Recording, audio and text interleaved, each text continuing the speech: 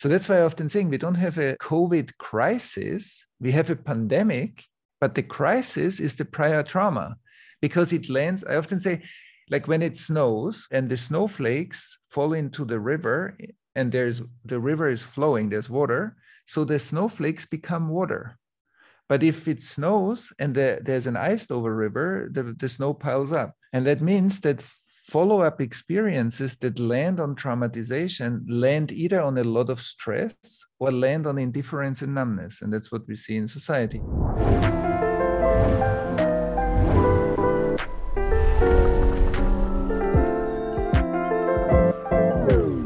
Thomas, thank you so much for joining us. Really appreciate it. Thank you. Thank you for having me. It's such a pleasure and honor. So thank you. So you've done a lot of work with Germans and Israelis talking about a shared common experience. And, you know, what I was thinking about that was what happens when you have groups that don't have a shared experience? Like in America, you know, we're in this totally polarized world where people are living totally different realities. I mean, you know, you can think about it as it relates to COVID or politically, but it seems like we're going through a real trauma, but we don't agree on what it is. So how do you think about that? You know, how do you unpack something like that?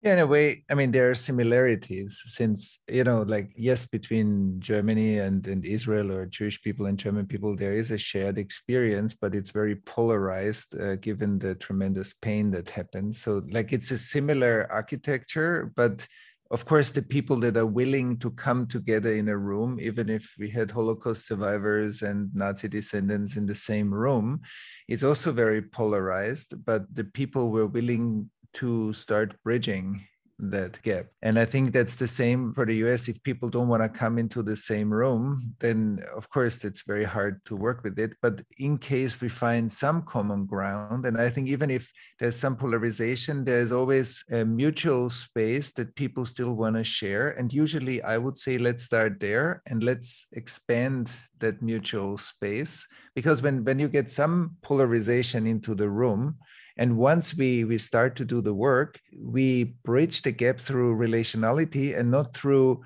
finding the same opinion. It's not at all about, you know, how we look at the pandemic, but the charge that comes up that makes this kind of polarization.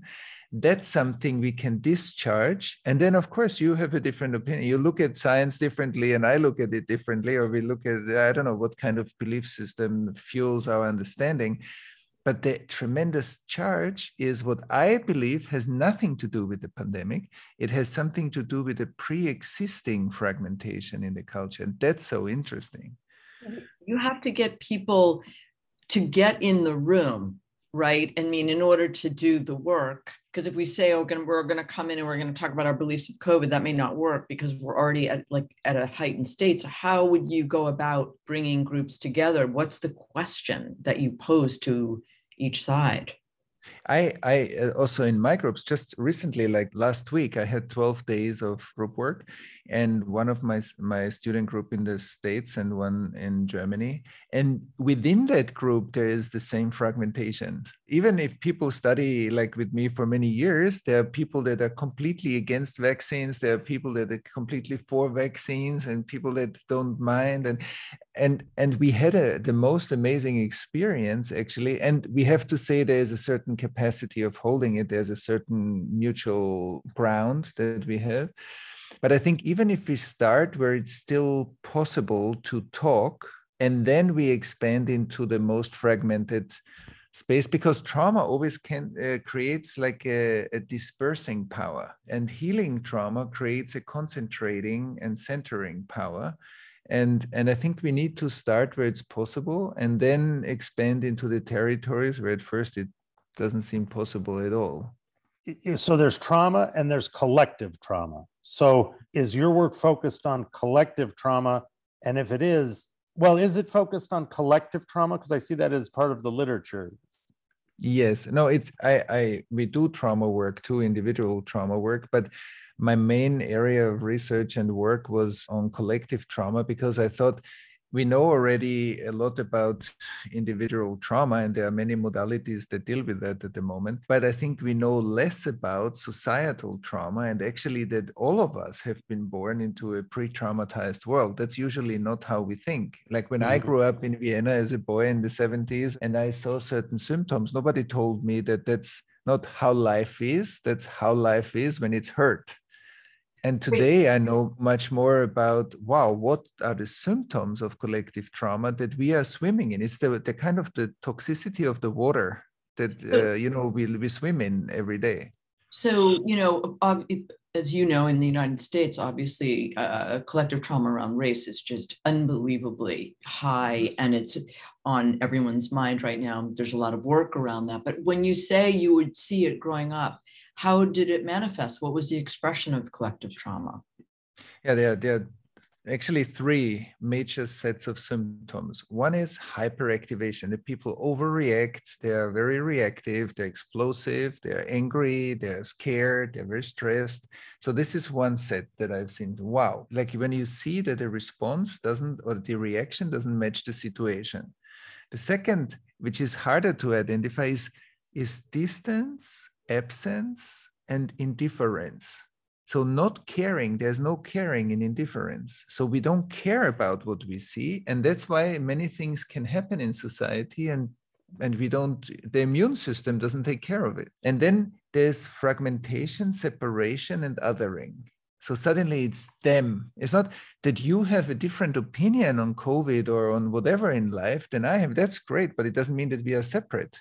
We are still related, but often what happens is, and we took that as normal. Even if you look at the political conversation, is highly violent. And why do we accept that that's politics? That's a symptom. That's the kind of collective display of the trauma that's within the society. And so these forces that we see, I think we say that's how life is. Oh yeah, politics have been always like this. Now it continues to be like that. And I would say, no, that's a trauma symptom on the collective level. And if we don't call it that way, we don't develop the right tools to take care of it. And then it continues that way, because like Freud talked about the repetition compulsion, and we are in a tremendous repetition compulsion. And then after the Holocaust, people say, no, there will never be concentration camps again. It doesn't look like that really happened that way. It's not that we learn cognitively, intellectually, we know many things, but in our embodiment and the stress in our nervous systems, bodies, and emotionality, we don't know that yet. We didn't get the learning. And that's where we are.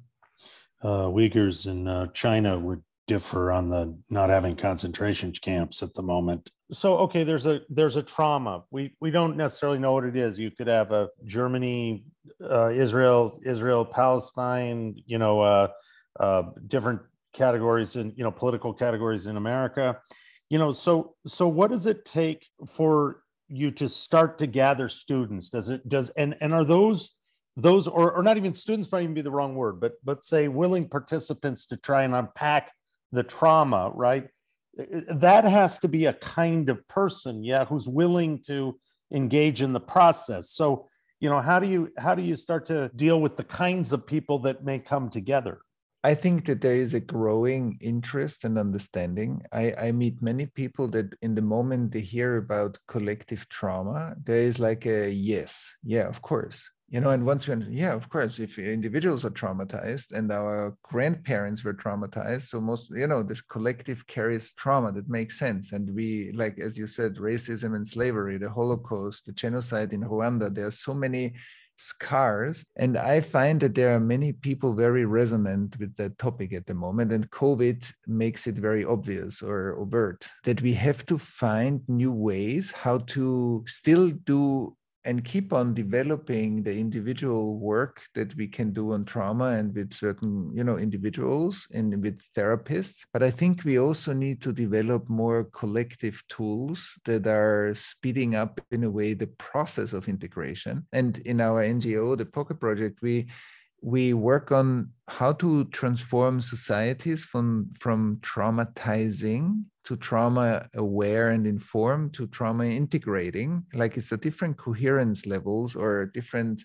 levels of society that can take care of their own traumatization. Either it's a recurrent re-traumatization, or the society starts to develop collective competencies. Like while I studied medicine, I was working for 9 years as a volunteer for the Red Cross, and I was training people in first aid.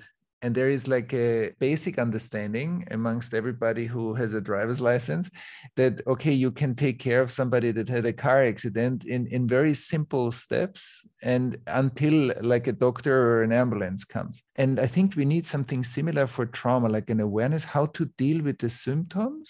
And we don't need to be all trauma specialists, but a certain collective competence that helps the specialists to take care of the complex issues that we have. So Rwanda is an example where they've sort of dealt with a lot of these issues. You know, did they come up with a methodology that you think was a successful methodology? Having people come and talk about what happened, is that a step?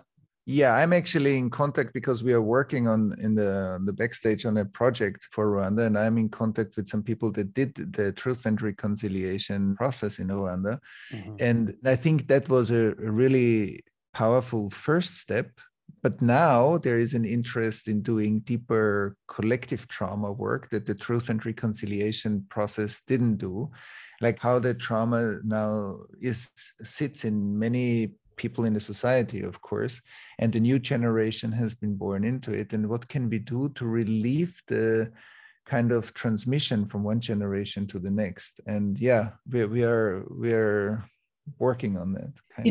I just want for the audience, because maybe people don't know that in that case, they brought people from both sides to neighbor and really talked about, you slaughtered my family, I killed it was pretty intense one-on-one. But I'd like to understand, if you go to the next generation, first of all, how does it live? Is it tension? Is it disease that matters? Like, what is going on with the next generation of a genocide like that? And then what would be tools, really specific tools to start to heal? Like, how do you heal collective trauma? I know it's a big question, sorry. No, it's a very important question. It's like as also in Rwanda, the circle method, coming together in circles, I think is very powerful. Like we are working with the principle that an individual is an individualized expression of the whole. An individual is not a separate particle, but we are all interconnected and interdependent. That means when we create spaces where, because if a person shares something more vulnerable in front of a group, it's generous. If a group listens with compassion, it's generous. So it's an added generosity to a subject that is based on scarcity, because trauma always creates like not enoughness. There's not enough love, there's not enough protection, safety, whatever. And so that principle of interdependence, and that we need one superpower that we have, two superpowers, is presence and relation. Positive relational experiences are one of the major impact factors in healing individual and also collective trauma. So if you come together as bigger groups and we have a kind of a sharing process of the traumatization that happened, and we create the right environment, we need to do it skillfully so that the coherence is high enough. Otherwise, the trauma fragments the group, which we see often in society. It's kind of it's fractures, canyons that are happening. So we need to do it skillfully. But if we do the right thing, the safety, the groundedness, the intimacy, the togetherness allows us to share very deep and painful things without fragmenting altogether, without going to these loops of endless conversations and discussions. Like it's more intimate. And there's a researcher like Isabel Mansour, she's a professor at the Syriac University, and she could show in her mice experiments that traumatized mice transmit through sperms epigenetic changes, and the offspring for 5 or 6 generations has exactly the same symptoms like the traumatized mouse, but without having any trauma. So how do you unpack the epigenetic, sort of, because we're saying that's in humans, like if my great-grandfather experienced, trauma, then I'm actually, I'm experiencing it. You see that in a physical sense with Agent Orange in Vietnam, when, it actually literally gets passed down. So it's how do you see that? How do you see even approaching unpacking something like that?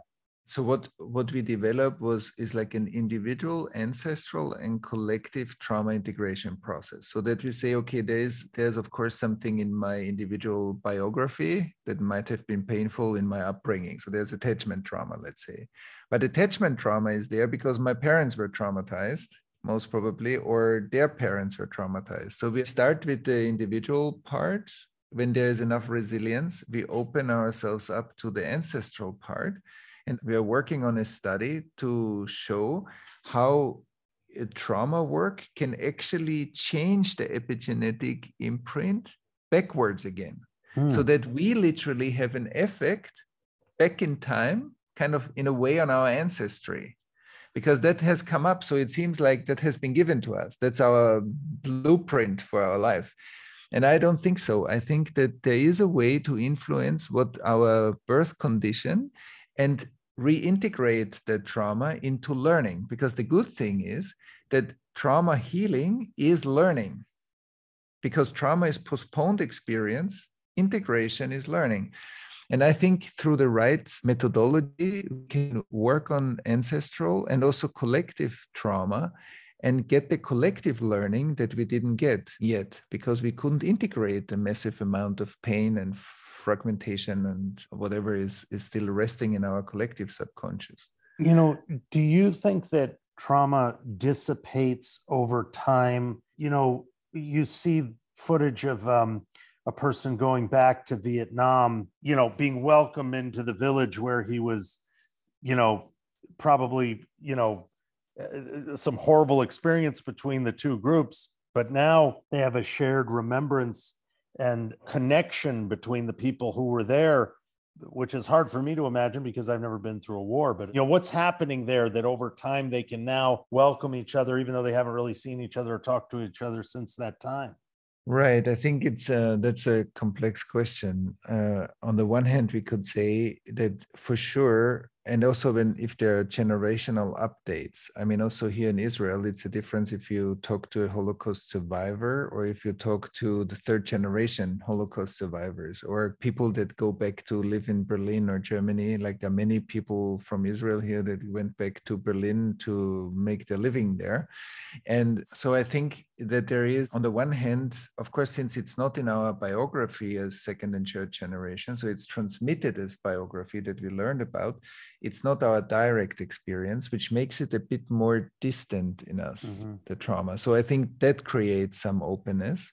And then I think evolution built in a natural kind of trauma digestion process that means, so if mother and father come together and one is more resourced and the other person is, let's say, carries more trauma, the offspring will benefit from the resources of one parent. So it breaks down a bit the trauma transmission because it adds resources. If that works well, then over time, of course, life digests trauma also, and through life experiences, even if we go 3 times through a marriage, but then suddenly that part in me opens up, I learn something, and my next marriage will be much more fulfilling. Or I do the inner work that needs to be done, and maybe it saves me going 2 times through the same painful experience in my outer world. But I think, yes, that there is collectively also a dilution. But often when you look deeper, like when now COVID comes, for example, and the society becomes more stressed, and I see this, why I think that's important is also because climate change will create much more stress on our societies. And then the hidden trauma will show up again pretty activated. And we see this right now. I think also what happens in the pandemic, is a precursor for what's going to come with climate change in the next decades. And we have to have a different resilience for that, for millions of climate refugees and whatever. Can I ask a question about that? Because climate change may lead and probably will lead to war on war because resources. But for the moment, when you have, something like World War II and then the Holocaust, but now we're looking at a different enemy, which is a virus or in this case, Mother Earth, it's just like, is there an opportunity though to kind of all humans coming together to kind of work through a trauma that is coming from a different enemy for the moment, even though it may cause secondary problems, humans on humans? Are you thinking about that kind of healing in a different way? Or how do you?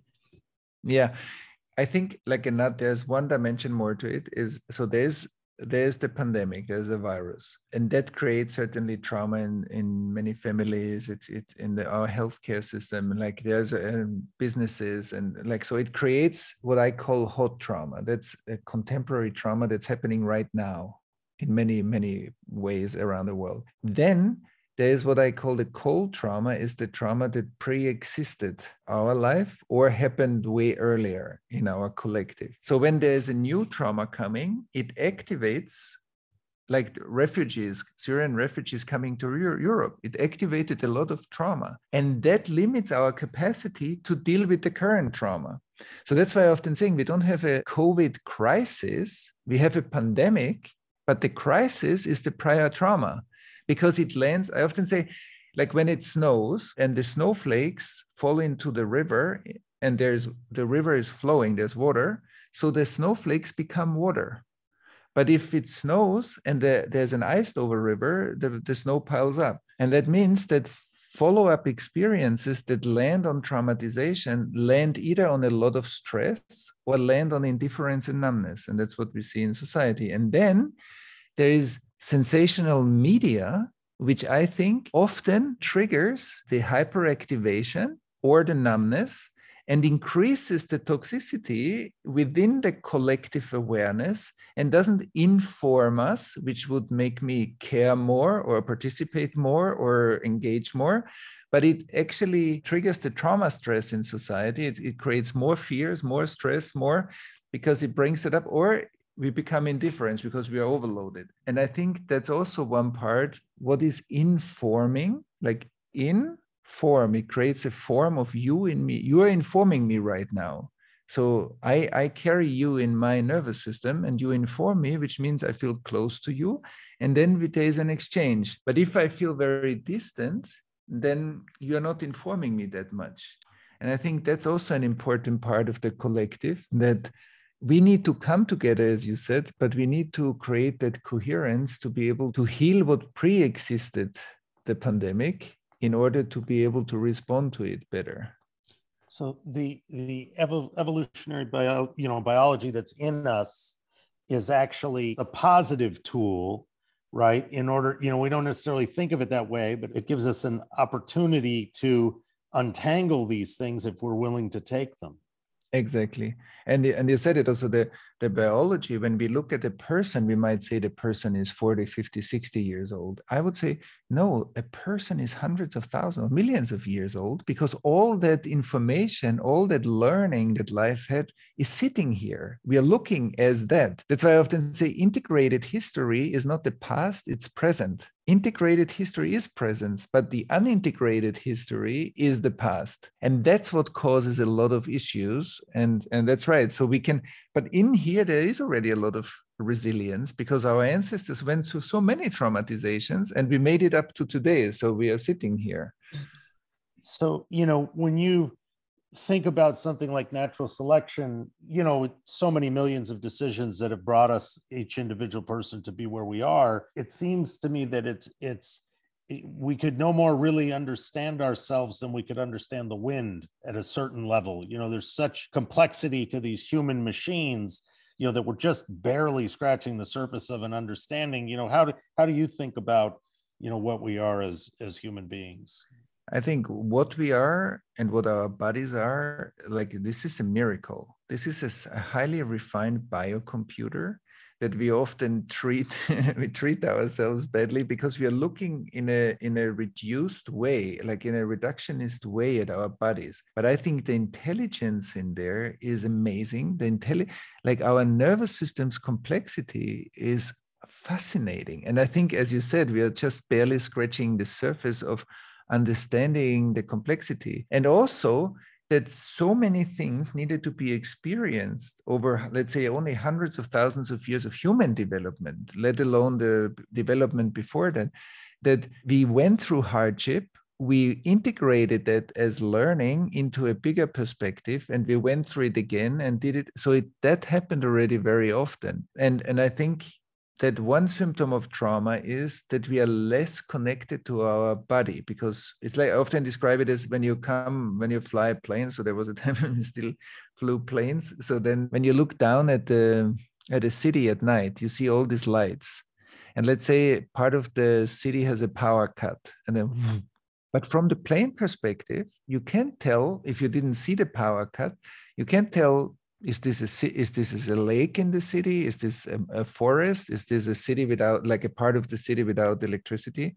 You can't tell. It's just a dark spot. And I think we carry lots of those in the complexity of our nervous system, where we simply don't feel. And where we can't feel life, we need to, first of all, overthink. And where we don't feel, we are not fully relating. And those areas, we don't feel our body either. And I think the degree of disembodiment, and I also see it in our groups when we have participants that go over 2 years through a training program, we can literally see the process of re-embodiment when trauma heals, like how we inhabit life more.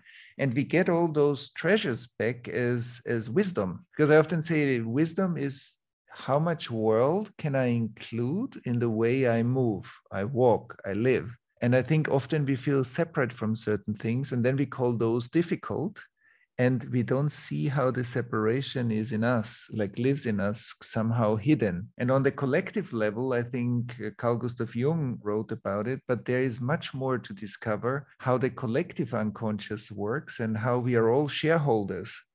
You know, we all have a share of the collective unconscious. And the more we integrate those, we actually reduce that massive complexity that shows up, for example, in social media. It shows up as the dark net. We built actually the collective unconscious within the internet. We made a copy of it. It's fascinating.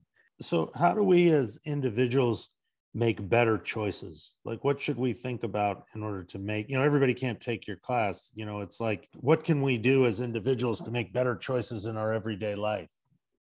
I think first thing is that when we talk about that, we see that one predominant trauma symptom is that we overthink what we can't feel. And if I already think, should I do this or that? Then I don't notice that, oh, wow, I can't feel my decision. I can't feel you, maybe. I'm in a conflict with you. I can't feel you. That's why I feel distant. That's why you feel like threatening to me, or that you feel whatever you feel to me. And then I project a lot of stuff onto you. But when I feel close to you, when I can feel you, that doesn't exist. I don't project where I feel you. And I think one thing is that we train more and more how to regulate our nervous system when we get stressed or activated, how we notice how often we're actually indifferent. Because I believe that when we read news, something happened, there was a school shooting, I think most of us cannot really digest what that means intellectually, maybe still, but emotionally and physically, and the extent of this traumatic impact on the families, on the people that are connected to that event, it's too overwhelming. And I think that overwhelm is not in our awareness. We just shut down. It's too much. We do other things. And to notice how often I am actually overwhelmed, or I actually don't feel my life. If I want to make better decisions, I need to be connected to my life, to feel my life. Otherwise, I'm dependent on mental. And then if there is a lot of fake news, which is being disseminated all over, then I'm really lost. Because if I have no GPS, then I'm dependent on mental information. Then it's really difficult. And I think that's what we see also. And when I say feel, I don't only say emotions. Feel life, feel our bodies, feel situations, feel each other, be in community. And the other part is to identify where am I isolated and how do I come back to more relational awareness, more community building, more digesting stuff together, that we don't have to do it alone, that we can do many things together and share wisdom and share intelligence. That's a much more intelligent system.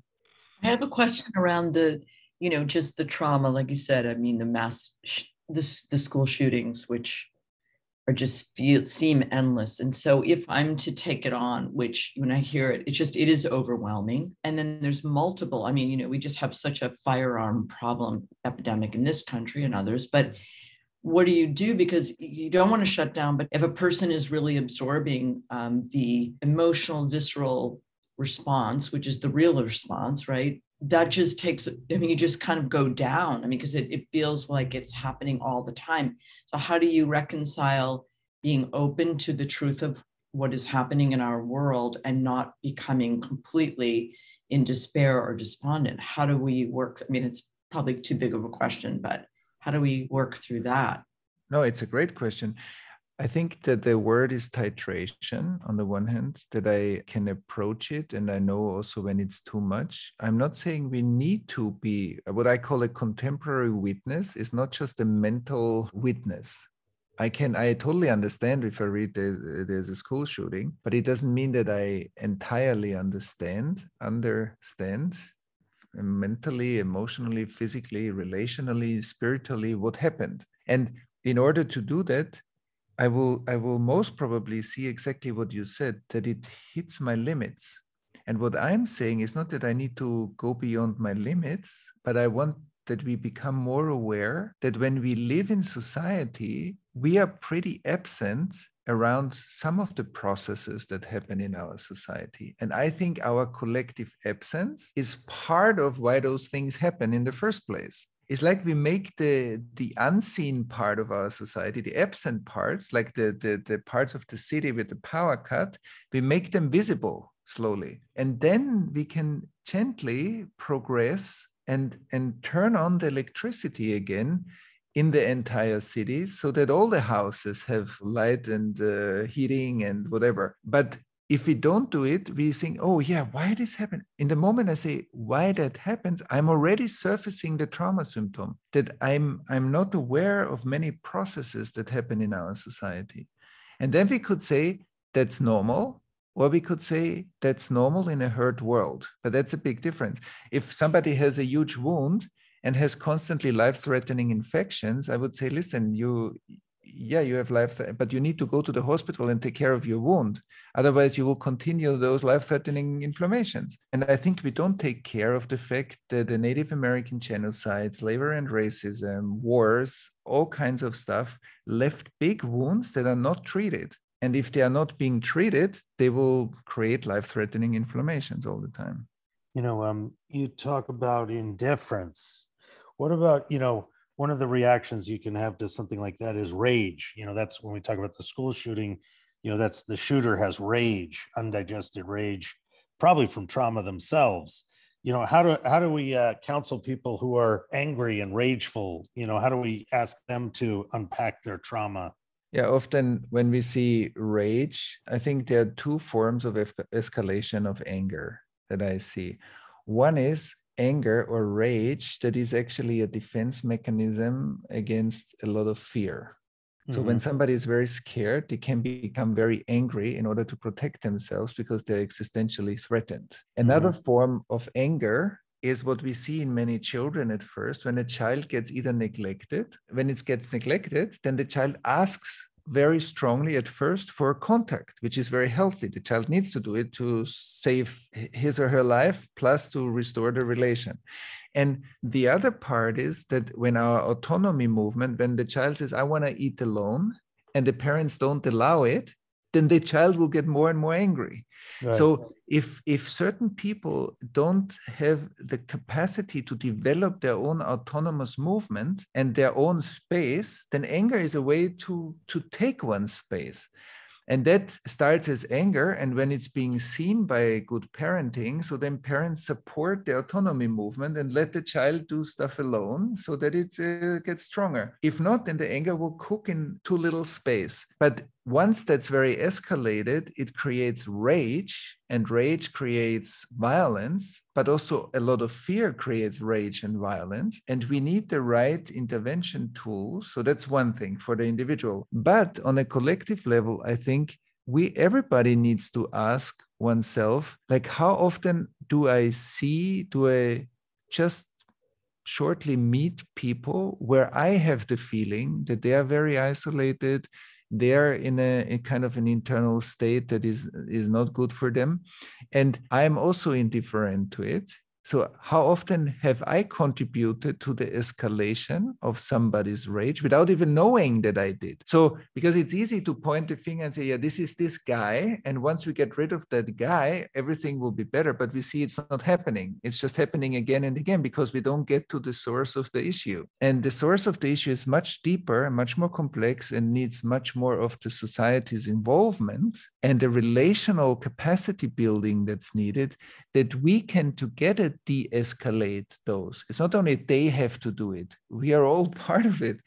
And I think that's what often gets missed out. And I think the absencing part is so important because absence and indifference paralyze the immune system in our physical bodies, but also societally.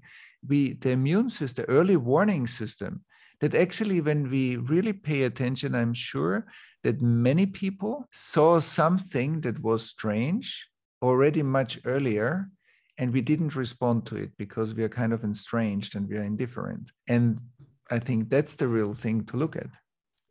Thank you, Thomas. It's been incredible to talk with you, and there's so much to think about and take on, because what I'm hearing you say really, it's partly is also about, being really, you're right, maybe we all have those intuitions, or we're in touch with some sense of knowing that something might be wrong or someone feels disenfranchised. And it is collective trauma, but it's collective responsibility about how to solve these seemingly overwhelming problems in the world. Yeah, it's really a lot to think about, Thomas. Thank you very much. Thank you for the work that you do. We really appreciate it. And to learn more about, people can go to you have your nonprofit and you have your institute, right? So where should people go? Basically to my website, it's thomashübl, HUEBL.com, or the pocketproject.org. That's our NGO, and we do global collective trauma work. Yes. And thank you so much for your resonance and the warmth here. It's just really beautiful to